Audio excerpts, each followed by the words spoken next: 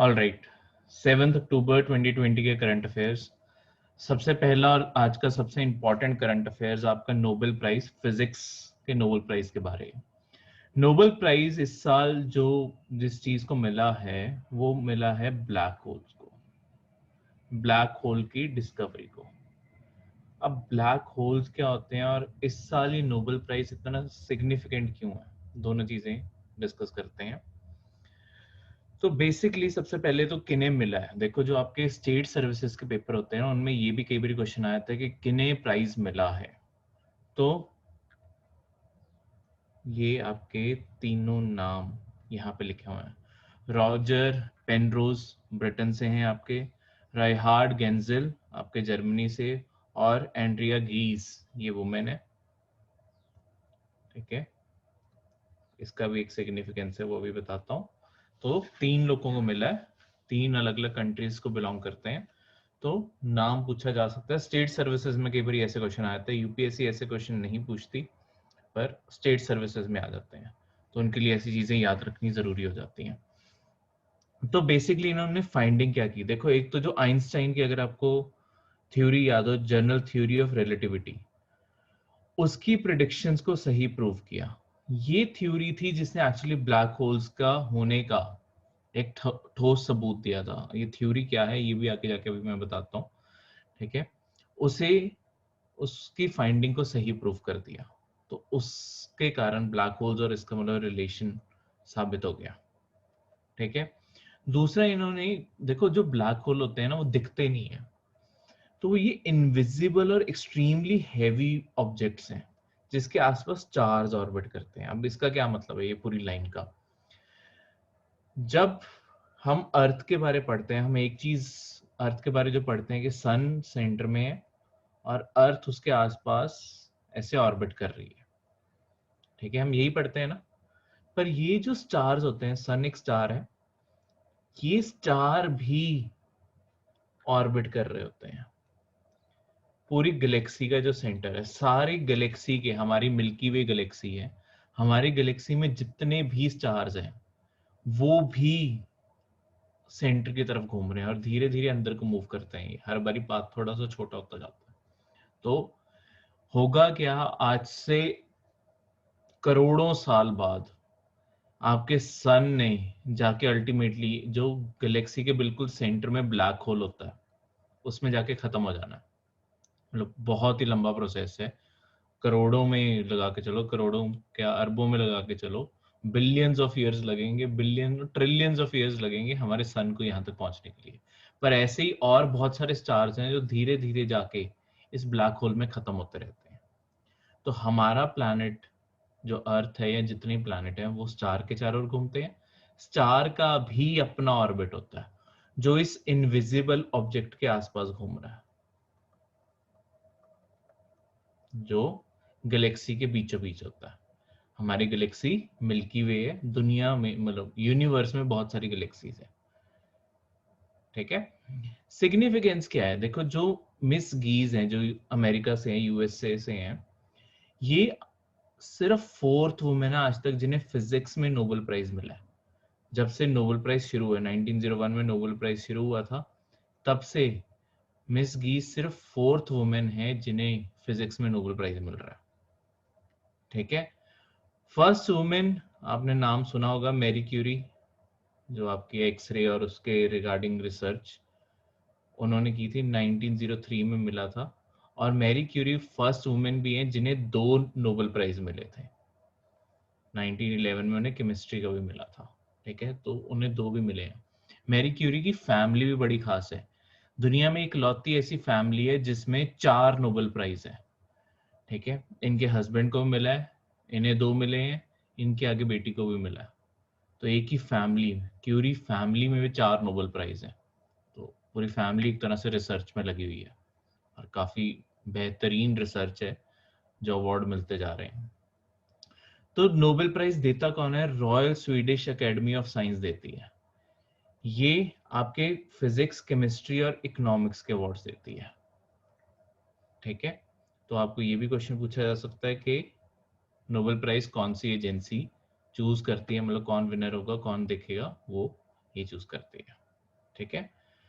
तो black holes होते क्या हैं? ब्लैक होल्स के आपको ना प्रॉपर्टी के रिगार्डिंग हमेशा क्वेश्चन आ सकता है, यूपीएससी में भी और स्टेट सर्विसेज में भी, ये दोनों के लिए रेलिवेंट पड़ता है। ब्लैक, देखो जो आपका पूरा यूनिवर्स होता है ना, यूनिवर्स को एक 2 डायमेंशनल फिगर की तरह लगा के चलो, ऐसे जैसे एक जाली होती है वैसे लगा के चलो, इसके अंदर ऐसे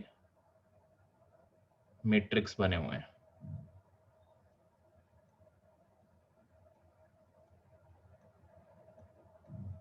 ठीक है, ये बेसिकली मैट्रिक्स किस चीज के हैं? एक साइड पे मतलब ग्राफ, अगर 2D ग्राफ बना रहे हैं तो एक साइड पे टाइम आ गया और एक साइड पे स्पेस आ गया। देखो एज अ ऑब्जेक्ट किसी भी चीज को दुनिया में एग्जिस्ट करना है, उसे कोई ना कोई जगह लेनी पड़ेगी, स्पेस लेनी पड़ेगी, और उसे कोई ना कोई टाइम में अक्कर होना पड़ेगा। ये जनरल थ्योरी ऑफ रिलेटिविटी के अकॉर्डिंग कैसे दुनिया में चीजें एग्जिस्ट करती हैं। जैसे हमारी भी जो प्रेजेंस है, हमने दुनिया में चाहे बहुत ही, अगर यूनिवर्स के हिसाब से देखो, हम एक टाइनी बिट पढ़ते होंगे एज अ ह्यूमन बीइंग। ठीक है, पूरी ह्यूमन रेस भी एक छोटे से कण जितनी होगी, पर हमने कहीं ना कहीं जगह ली हुई है, और हम एक टाइम पीरियड में, पूरी एवोल्यूशन के एक टाइम पीरियड में अक्कर हो रहे हैं। तो हमने कहीं ना कहीं इस मैट्रिक्स में जगह ली हुई है। तो होता क्या है, जब भी कोई चीज जगह लेती है ना, तो यहाँ पे वो कहीं ना कहीं थोड़ा बहुत अपने इस टाइम मैट्रिक्स को बेंड करती है। ठीक है, कोई भी जैसे कोई स्टार हो गया, कुछ भी हो गया, जो हैवी ऑब्जेक्ट्स होते हैं, उस टाइम मैट्रिक्स को ऐसे बेंड करेंगे। कई बार क्या होता है, जब स्टार्स फट जाते हैं, स्टार्स धीरे धीरे क्या होता है कि जैसे जैसे उनमें हीट खत्म होती जाती है ना, एक टाइम पे वो बिल्कुल कूल डाउन होते हैं और फिर वो अचानक फट जाते हैं। फट के उनके सेंटर ऑफ मास में इतनी ज्यादा डेंसिटी आती है कि वो सब कुछ, ये जो स्पेस टाइम का ग्राफ है ना, ये आसपास सारा स्पेस टाइम का ग्राफ अंदर को खींचना शुरू कर देते हैं। यहाँ पे एक बहुत बड़ा खड्डा बनना शुरू हो जाता है, जिसके आसपास कोई भी चीज इसके आसपास आ रही है वो इसके अंदर समाती जाएगी। ये बिल्कुल ही अंदर को डिप्रेशन, हर साइड से एक डिप्रेशन बन जाएगा, नीचे को धंस जाएगा स्पेस एंड टाइम। इसे ब्लैक होल कहते हैं। ठीक है, तो एक स्पेस एंड टाइम की मैट्रिक्स होगी, उसके अंदर कोई भी दबाव पड़ा और वो धंस गई, ठीक है, वो आपका ब्लैक होल होता है। तो ये इतना, ये एक तरह से ये इतना डार्क होता है बिकॉज, मतलब इसे ब्लैक होल क्यों कहते हैं, इसका नाम इसकी प्रॉपर्टी से आता है। ये एक ब्लैक बॉडी की तरह ऑपरेट करता है। ब्लैक बॉडी, स्कूल में पढ़ते होते थे ना, कि अगर एक काले रंग के कपड़े गर्मी में क्यों नहीं पहनने चाहिए, क्योंकि वो ज्यादा हीट अब्सॉर्ब करते हैं।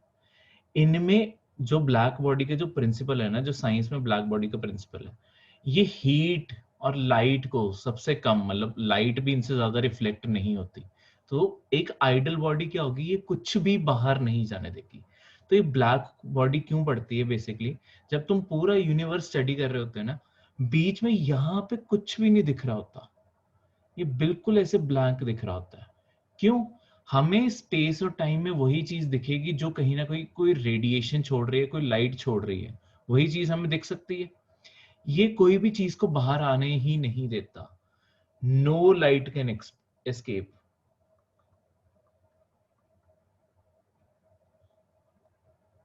इससे लाइट कभी एस्केप कर ही नहीं सकती। इस कारण ये बिल्कुल ऐसे काला दिख रहा होता है, इसलिए इसे ब्लैक होल का नाम दिया गया था। ठीक है कुछ नहीं है, ब्लैक होल इसलिए ही बना है क्योंकि कुछ भी दिखता नहीं है यहाँ पे। ठीक है, वैसे ये स्पेस में वो जगहें होती हैं जहां पे, जो आपको पेपर में आएगा, हाईएस्ट डेंसिटी होगी, जिस जगह की हाईएस्ट डेंसिटी होगी, हाईएस्ट ग्रेविटेशनल पुल होगा,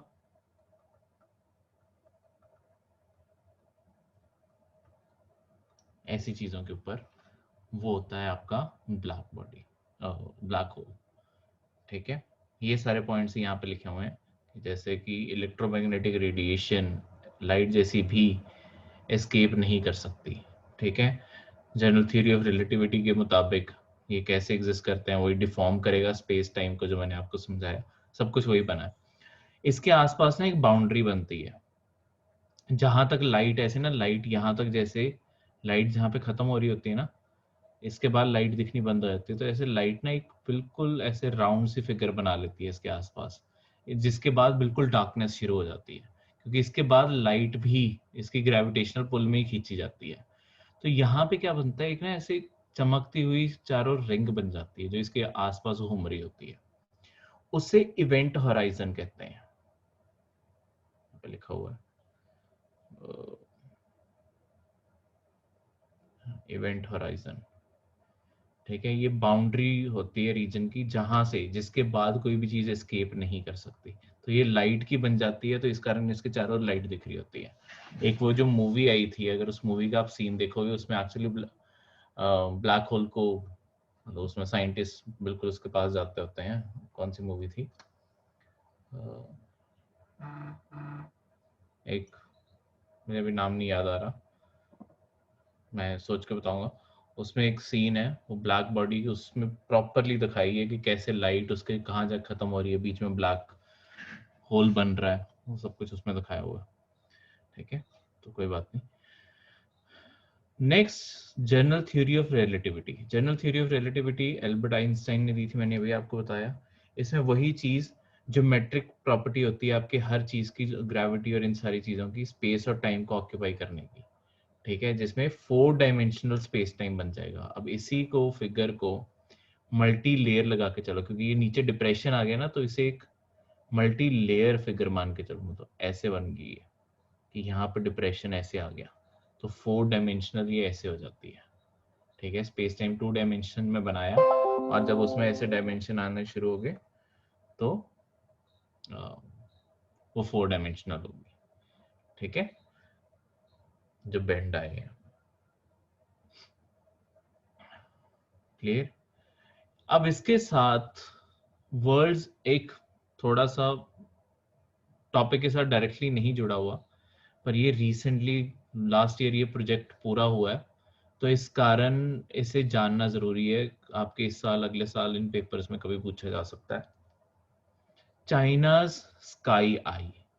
चाइना ने दुनिया का सबसे बड़ा, largest single dish radio telescope बनाया है। अभी ऑपरेशनल फाइनल स्टेजेस में चल रहा है, जल्दी ऑपरेशनल हो जाएगा। पर दुनिया का उसके पास सबसे लार्जेस्ट जो रेडियो टेलीस्कोप है वो चाइना में होगा, जिसे चाइना स्काई आई बोला जाता है। ठीक है, दुनिया का सबसे सेंसिटिव लिसनिंग डिवाइस है, क्योंकि रेडियो फ्रीक्वेंसी, ये रेडियो टेलीस्कोप है, तो इसमें ऑब्जर्वेशंस रेडियो, जो रेडियो वेव्स होंगी उन्हें एब्जॉर्ब करके ये चलता है, तो ये लिसनिंग डिवाइस है। ठीक है, तो सिंगल डिश रेडियो टेलीस्कोप है। ठीक है, 4450 इंडिविजुअल पैनल से बना हुआ है।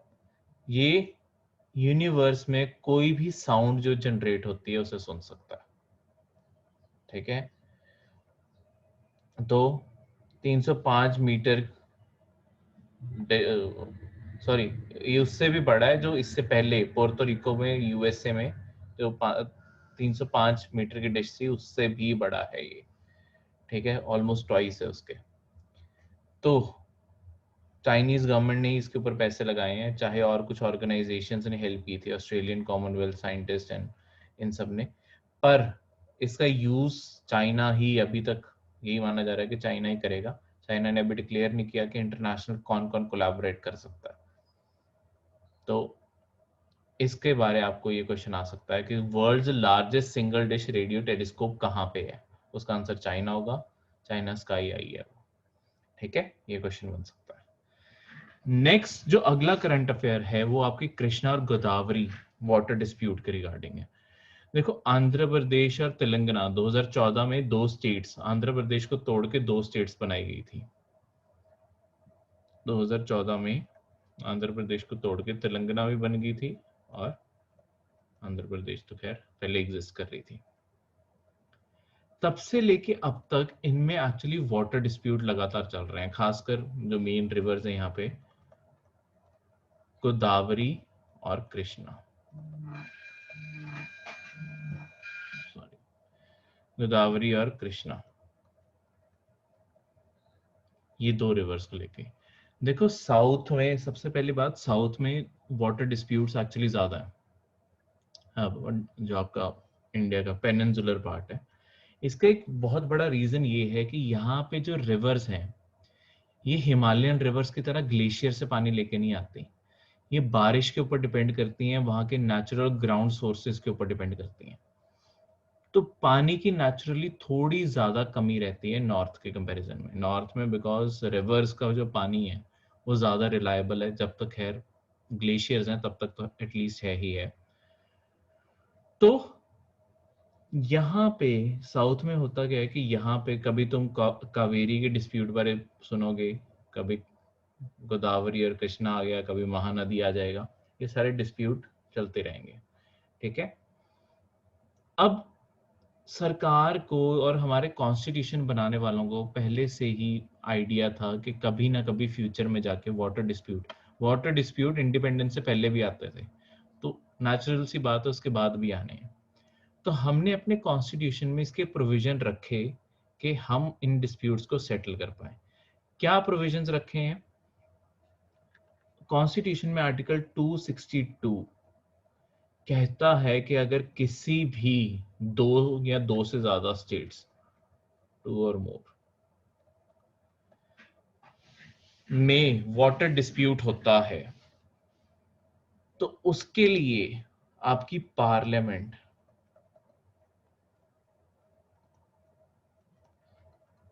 ठीक है, पार्लियामेंट या सेंट्रल गवर्नमेंट एक बॉडी बनाएगी। यहाँ पे ये सारे फैक्ट्स यहाँ पे वैसे लिखे हुए हैं, आपको मैं जनरली बता दूं। ठीक है, पार्लियामेंट बॉडी बनाएगी, पार्लियामेंट एक्ट मतलब पास करेगी, उसको सेंट्रल गवर्नमेंट की नोटिफिकेशन से आता है। पार्लियामेंट बॉडी बनाएगी जो इनके डिस्प्यूट को सॉल्व करेगी। ठीक है।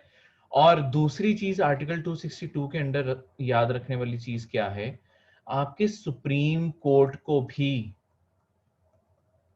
अलाउड नहीं है कि वो वाटर डिस्प्यूट्स में दखल दें।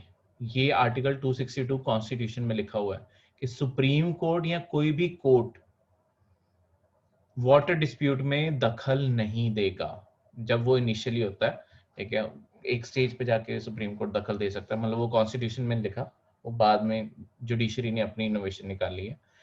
पर कॉन्स्टिट्यूशन में यही लिखा है कि सुप्रीम कोर्ट या कोई और कोर्ट, मतलब सुप्रीम कोर्ट कोई मना कर दिया तो और कोर्ट तो कोई क्यों ही इंटरफेयर कर पाएगा, ये इनकी कोई जुरिस्डिक्शन नहीं होगी इंटर स्टेट वाटर डिस्प्यूट के ऊपर।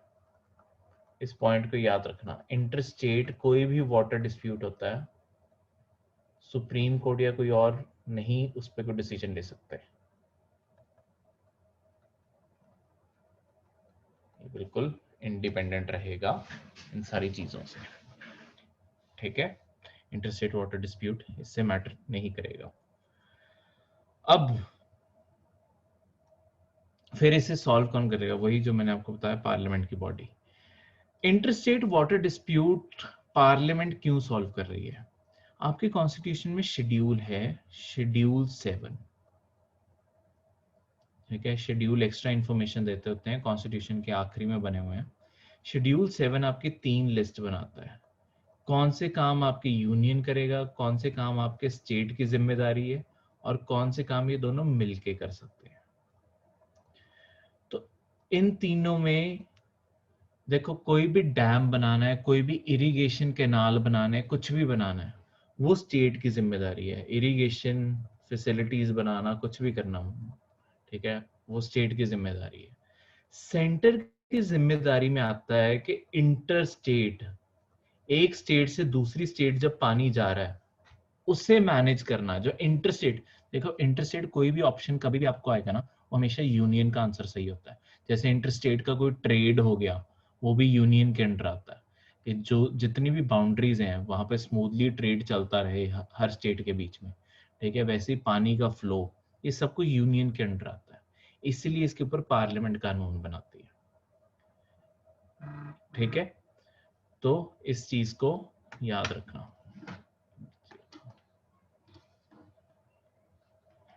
ठीक है, तो क्लियर है ये चीज? इंटरस्टेट वाटर डिस्प्यूट यूनियन के अंडर आता है, पार्लियामेंट इसके ऊपर कानून बनाती है। तो इसके चलते हुए, ये सारे प्रोसेस के चलते हुए आपके पार्लियामेंट ने कानून भी बनाया। कौन सा कानून बनाया? आपका वाटर डिस्प्यूट का एक एक्ट बनाया।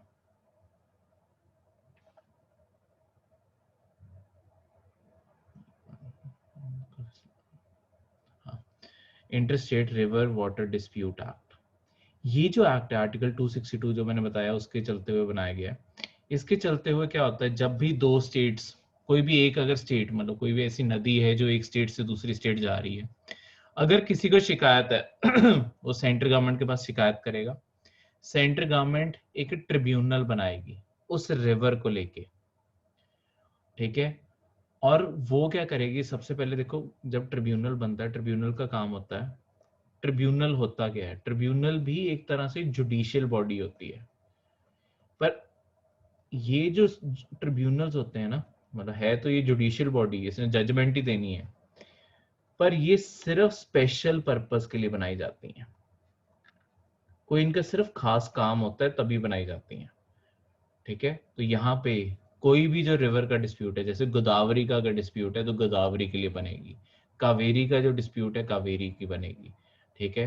कोई नर्मदा को लेके नर्मदा को, जैसे कोई भी ऐसी आपकी ट्रिब्यूनल्स होते हैं। कंपनी ट्रिब्यूनल होता है, जो आपस में कंपनियों में अगर कोई झगड़ा हो जाता है या कंपनी और सरकार में कोई झगड़ा हो जाता है, वहां कंप्लेंट वो फाइल कर सकते हैं। ट्रिब्यूनल्स के स्पेशल पर्पस होते हैं, ये भी कोर्ट्स की तरह ही काम करते हैं, पर स्पेशल पर्पस के लिए, ये आम केस नहीं सुनते, ठीक है। तो जब भी ट्रिब्यूनल बनेगा, ये सबसे पहले क्या करता होता है, ये वाटर अवेलेबिलिटी चेक करता है, ठीक है, कि कितना आपका पानी अवेलेबल है, जो भी नदी है उसमें कितना पानी अवेलेबल है, और आने वाले 15-20 साल कितना अवेलेबल रहने वाला है, क्योंकि उसी के अकॉर्डिंग तो पानी डिस्ट्रीब्यूट होगा। उसके बाद दोनों, लेट्स सपोज दो स्टेट्स हैं, दोनों स्टेट्स इस नदी के ऊपर कितनी डिपेंडेंट है, और क्या उनके पास कोई और सोर्स भी है पानी लेने का या नहीं, उसके अकॉर्डिंग इनमें पानी को डिस्ट्रीब्यूट कर दिया जाता है कि लेट्स सपोज ये नीचे वाली स्टेट को ज्यादा चाहिए था, इसे 80% दे दिया, इसे 20% दे दिया, क्योंकि इसके पास कोई और भी दो नदियां आ रही थी, ठीक है। तो इसे, ये सिर्फ 20% पानी यूज कर पाएगा, टोटल जितना भी पानी लेट्स सपोज 100 था, मीट्रिक टन में हो गया, मिलियन टन में हो गया, उसमें से 20 मिलियन टन ये रख लेगा, और 80 से आगे फ्लो करने देने पड़ेगा कि आगे जाके उस स्टेट को भी मिल सके, ठीक है। तो ऐसे ये डिस्प्यूट सॉल्व करता है। थोड़ी सी प्रॉब्लम्स हैं इस एक्ट में, वो हम क्या कहते हैं पॉलिटी में डिटेल में पढ़ते होते हैं, क्या क्या प्रॉब्लम्स हैं इस एक्ट में और इस पूरे प्रोसेस में। सुधारने की कोशिश की जा रही है, एक अमेंडमेंट इंट्रोड्यूस की हुई है, और काफ़ी टाइम से अब खैर पास नहीं किया, लटका पड़ा है वो प्रोसेस। तो अगर वो अमेंडमेंट पास हो जाती है तो थोड़ा सा जल्दी होने लग जाएगा प्रोसेस। सबसे बड़ी प्रॉब्लम क्या है कि हमारे यहाँ पे वाटर डिस्प्यूट सॉल्व करने में ही हम 20 से 25 साल लगा देते हैं,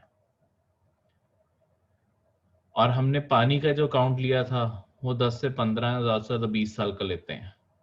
तो जब तक अवार्ड आता है, यानी कि जब तक फाइनली जाके ऑर्डर पास होता है ट्रिब्यूनल द्वारा, तब तक पानी, देखो ग्लोबल वार्मिंग हो रही है, ओवर द टाइम पानी कम होता जा रहा है दुनिया में, पानी फिर कम हो जाता है। तो जैसे ही अवार्ड होता है फिर से कंप्लेंट लेके दोनों स्टेट्स पहुंच जाती हैं कि हमारे तो यहाँ पे पानी इतना है ही नहीं, हम आगे कैसे दे दें। वो दूसरा कहता है कि मुझे तो इतना पानी चाहिए ही चाहिए मुझे, क्योंकि अवार्ड में मिला है।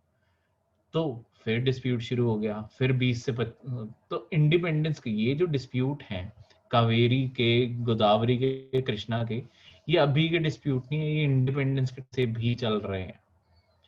तो एक्ट में बहुत बड़ी प्रॉब्लम्स है, तो वो सॉल्व करनी जरूरी है, तभी आपका ये पूरा जो प्रोसेस है वो स्ट्रीमलाइन होगा। तो उसी के ऊपर कोशिश है कि ये सारा प्रोसेस आपका स्ट्रीमलाइन हो जाए, ठीक है। तो ये तो आपके आज के करंट अफेयर्स थे, कोई डाउट है तो पूछो।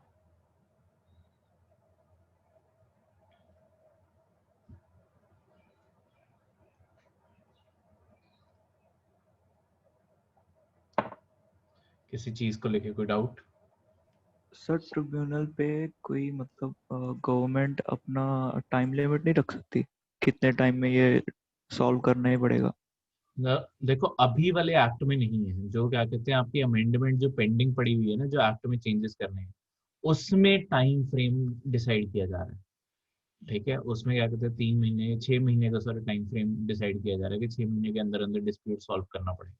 पर वो जब तक बिल पास नहीं होता तब तक अभी के लिए, मतलब अभी का जो प्रोसेस चल रहा है, इसमें कोई टाइम फ्रेम नहीं है।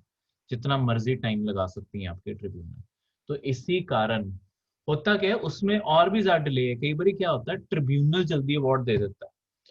एक्ट में एक और प्रोविजन डाला हुआ है कि तब तक अवार्ड लागू नहीं होगा जब तक प्रेसिडेंट नोटिफिकेशन ना जारी कर दे। कई बार क्या होता है, अवार्ड आ जाता है प्रेसिडेंट द्वारा, नोटिफिकेशन ही नहीं जारी होती 10-10 साल, तो वो अवार्ड तब तक लागू ही नहीं होता, और जब तक नोटिफिकेशन जारी होगी वो अवार्ड पुराना हो जाएगा।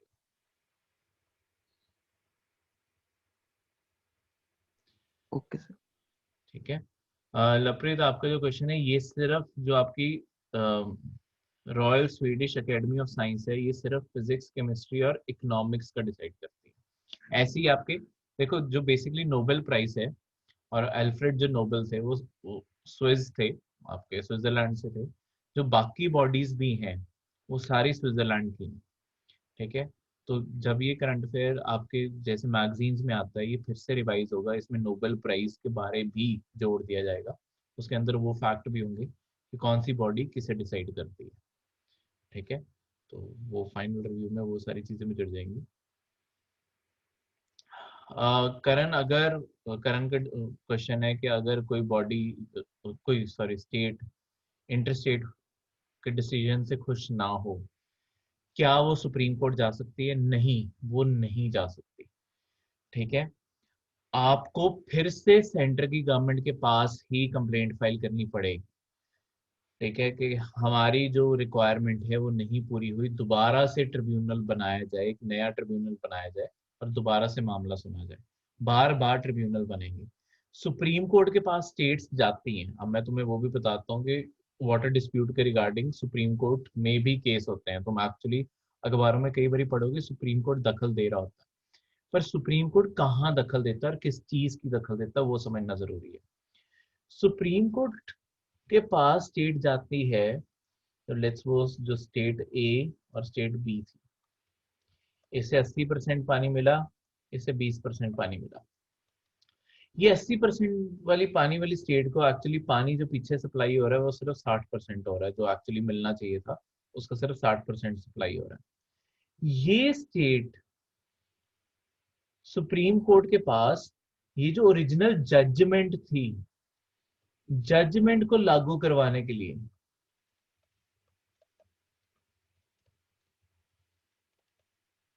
सुप्रीम कोर्ट के पास जाएगी कि इस ए स्टेट को बोलो हमें बाकी पानी भी रिलीज करके दे। जैसे कावेरी का देखो, हर बारी मैं तुम्हें ये अभी बताता हूँ, अगले साल मई में, अप्रैल या मई में आपके कावेरी का डिस्प्यूट हर साल आता है। ठीक है, करंट अफेयर में पक्का फीचर होगा, कावेरी डिस्प्यूट आएगा ही आएगा। वो कर्नाटका और तमिलनाडु हर साल लड़ते हैं। कर्नाटका पीछे से पानी रोकता है, तमिलनाडु लड़ता है। ठीक है, तमिलनाडु सुप्रीम कोर्ट जाएगा, उसे बोलेगा हमारे यहाँ पे पानी नहीं है, हमें पानी हमारे अवार्ड के मुताबिक दिलाओ। कर्नाटका बोलेगा बारिश ही नहीं हो रही, तो हम कहाँ से पानी रिलीज कर दें। ठीक है। तो फिर सुप्रीम कोर्ट एक जजमेंट को थोड़ा सा मॉडिफाई करके कि अभी टेम्पररी तौर पे अगर तुम्हारे पास पानी, चलो बारिश कम हो रही है तो पानी तुम्हारे पास 60% है, 60 का 80% इन्हें दे दो और 20 अपने पास रखो। ऐसे ऐसे करके ये सुप्रीम कोर्ट काम करती है। जो ऑलरेडी अवार्ड दिया हुआ है तो वो ओरिजिनल जुरिस्डिक्शन नहीं रखती, वो ओरिजिनल फैसले नहीं सुनाती ना। इनके डिस्प्यूट किसी और मैटर को मतलब स्टार्टिंग से सुन सकती है। जो जजमेंट ऑलरेडी ट्रिब्यूनल द्वारा आई हुई है, उसी जजमेंट को थोड़ा बहुत टेम्पररी तौर पे मॉडिफाई करने के लिए सुप्रीम कोर्ट में जाते हैं ये। ठीक है। जैसे कि पंजाब और हरियाणा लगा लो, पंजाब और हरियाणा सतलुज और ब्यास के पानी के लिए लड़ रहे हैं, तो वो भी तो सुप्रीम कोर्ट में बैठे हैं, क्योंकि इनके लिए भी वाटर डिस्प्यूट वही ट्रिब्यूनल बना था जिसने पानी अलॉट किया था, कुछ हरियाणा को किया था, बाकी पंजाब को किया था। पर पंजाब अपना पानी नहीं रिलीज कर रहा, बिकॉज वो जो अवार्ड आया था वो 60s में 70s में आया था। पंजाब कहता है कि अब उतना पानी बचा ही नहीं है, मतलब ऑब्वियसली लगा के चलो कि कोई अवार्ड 1960 1970 में आया था और तुम आज 2020 में कह रहे हो कि हमें उतना पानी दे दो, वो पॉसिबल नहीं है। बल्कि डिस्प्यूट अगर है तो स्टार्टिंग से सुनने वाला। तो सुप्रीम कोर्ट के बार बार बोलने पे भी पंजाब पानी नहीं रिलीज कर रहा। ठीक है, तो ऐसे डिस्प्यूट लगातार, ये वन ऑफ द एग्जांपल है। इंडिया में बथेरे डिस्प्यूट है। इन डिस्प्यूट्स का जो दूसरा सरकार ने जो ऑल्टरनेटिव सोचा हुआ है, तो बहुत ही एम्बिशियस प्रोजेक्ट है, वो है इंटरलिंकिंग ऑफ रिवर्स। ये किसी न किसी करंट अफेयर में कभी आएगा, पर मैं अभी भी समझाता हूँ। इसमें हमारी कोशिश क्या है, धीरे धीरे किया जा रहा है एक एक रिवर को चलते हुए, क्योंकि इसके लिए पैसा बहुत ज्यादा चाहिए। उम्मीद की जा रही है कि शायद $3 ट्रिलियन लगेंगे ये पूरा प्रोजेक्ट करने के लिए। तो इतनी हमारी पूरी इकोनॉमी है, तो बहुत लंबा प्रोजेक्ट है, धीरे धीरे पैसा कमाएंगे तभी लगाएंगे। इसमें क्या है कि इंडिया की जितनी भी नदियां हैं,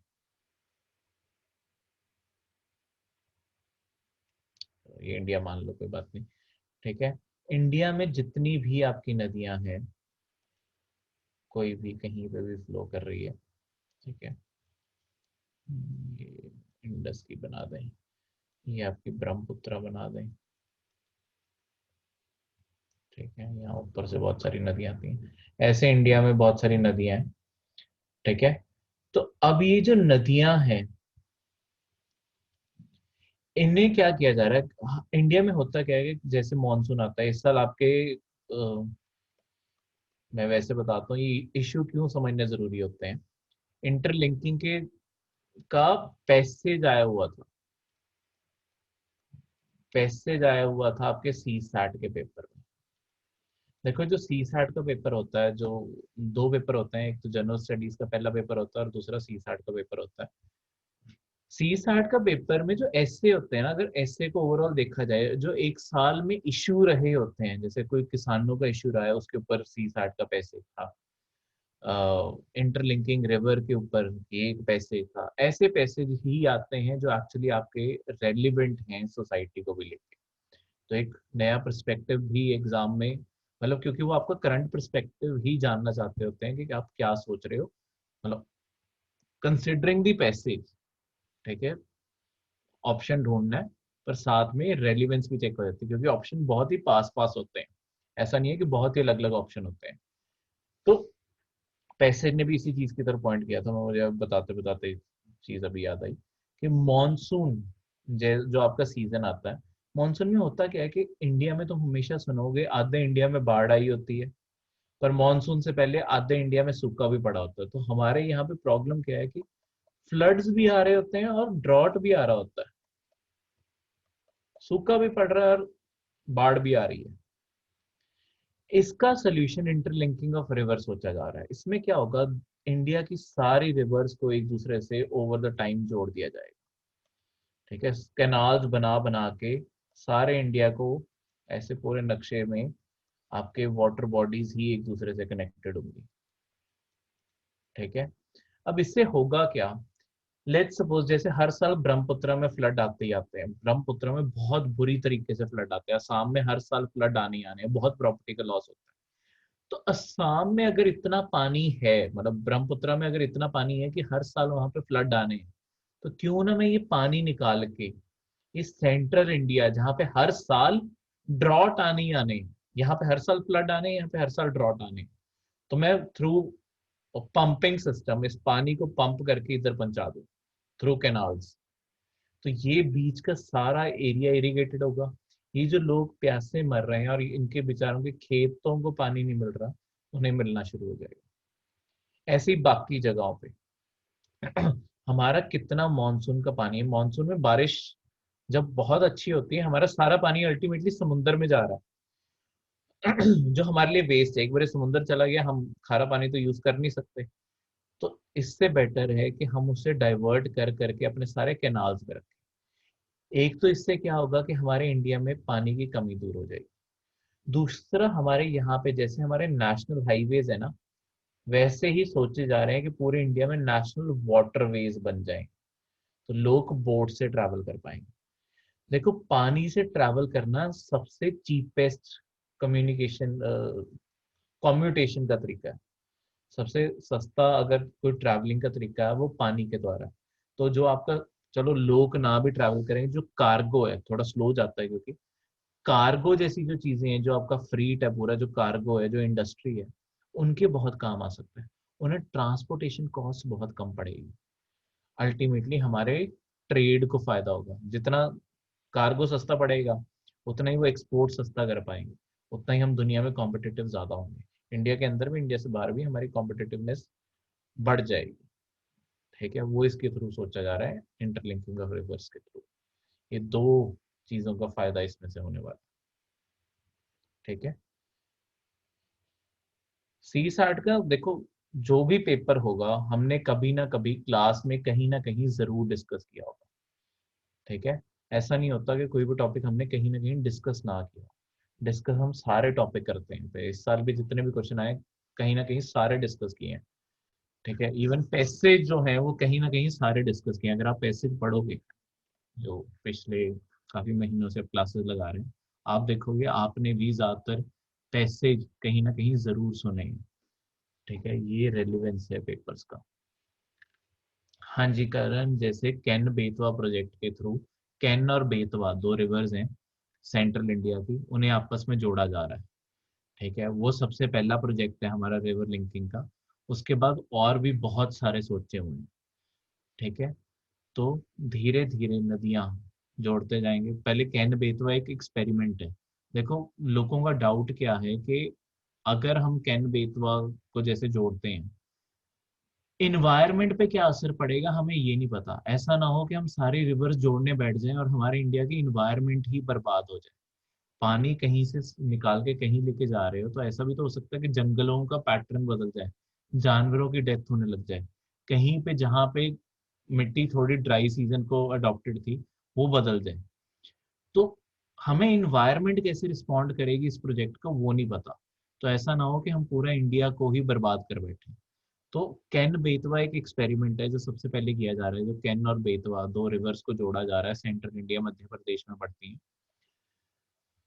अगर वो सक्सेसफुल रहा तो गवर्नमेंट को बहुत बूस्ट मिलेगा, कुछ साल मतलब स्टडी भी करेगी उसके बाद सरकार। अगर वो कामयाब रहा तो आपका ये प्रोजेक्ट आगे मूव ऑन होगा। और एक्चुअली बहुत ही पोटेंशियल है इस प्रोजेक्ट में। हमारी जो बहुत सारी हमारे इंडिया की जो प्रॉब्लम्स हैं वो सारी दूर करने का इसमें बहुत बड़ा पॉसिबिलिटी है। पर देखो क्या बनता है। ठीक है, अभी अभी एक्सपेरिमेंटेशन शुरू हुई है, तो देखते हैं। ठीक है, तो ये थे आपके आज के करंट अफेयर।